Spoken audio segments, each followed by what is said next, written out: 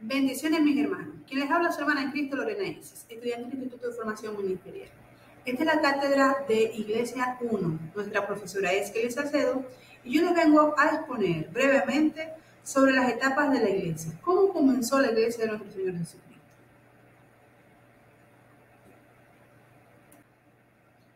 Bueno, comenzamos con la primera etapa, conocida como la iglesia apostólica o la iglesia primitiva. Esta primera etapa de la iglesia de nuestro Señor Jesucristo comienza con la llegada del Espíritu Santo en el año 30 después de Cristo, aproximadamente.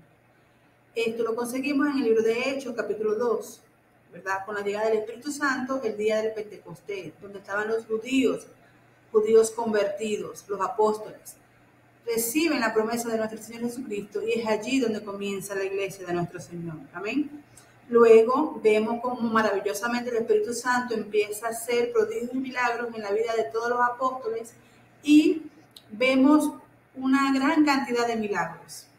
Por ejemplo, por mencionar algunos de estos acontecimientos, podemos ver el apóstol Pedro, que en su primer discurso, luego de recibir el Espíritu Santo, se convirtieron más de 3,000 personas. También en esta época vemos persecuciones, lo que obligó que a los apóstoles se expandieran, se dispersaran por todas las naciones. Es así donde el Evangelio de nuestro Señor Jesucristo es expandido por todos lados. También vemos la conversión de los gentiles, en el caso del apóstol Pablo, que era un perseguidor de la iglesia y luego se convierte al cristianismo y es uno de los apóstoles que escribieron mayormente lo que es el Nuevo Testamento. Solamente él tiene 14 epístolas que conforman el Nuevo Testamento. Y esta etapa culmina con la muerte del último apóstol, el apóstol Juan, el apóstol amado, como se conoce. Recordemos que él fue exiliado a la isla de Pasmo y es allí donde él muere. Y aquí culmina este periodo.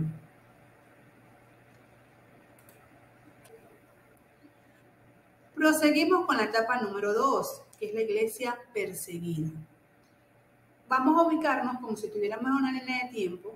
Se comienza con la iglesia apostólica, seguidamente la iglesia perseguida. Esta etapa inicia en el año 100 después de Cristo con la muerte del último apóstol, el apóstol Juan. En este periodo vemos grandes persecuciones, una por medio de los propios judíos que perseguían a la iglesia de Cristo, y luego vemos persecuciones por el Imperio Romano. Una de estas persecuciones fue realizada o aplicada por el emperador Nerón. A él se le conoce o se le dice, muchos historiadores le dicen el emperador loco. Recordemos que en esta etapa hubieron muchos mártires y también muchas herejías. Los cristianos eran gravemente torturados, cruelmente martirizados, quemados, azotados. Inclusive en el Coliseo de Roma se colocaban dentro a ellos los cristianos y se metían lo que eran leones, hienas, perros rabiosos para destrozarlos. Entonces vemos que en esta etapa ellos sufrieron mucho, pero el Espíritu Santo siempre estuvo allí con ellos, amén. También vemos que esta etapa culmina con en el año 313 aproximadamente, cuando el emperador Constantino hace un edicto que se le conoce como el edicto de Milán, y allí se le da libertad de culto para los cristianos. Proseguimos en esta línea de tiempo. Lo que es la iglesia imperial o la etapa de la iglesia imperial comienza con el edicto de Milán del emperador romano en el año 313 aproximadamente después de Cristo. Aquí se le da libertad de culto para los cristianos. Constantino aparentemente es convertido al cristianismo, y digo aparentemente ya que él o su bautismo fue en su lecho de muerte. Y aquí en este periodo sucedieron algunos eventos que voy a mencionar, como por ejemplo, algo positivo fue que cesaron las persecuciones y fue abolida la esclavitud. También durante este periodo se oficializa la religión de Roma. Se le da una posición privilegiada a la iglesia, tenían ciertos privilegios. También se instaura lo que es la Iglesia Católica Apostólica Romana. Y aquí vemos cómo hay una mezcla de prácticas tanto paganas y cristianas.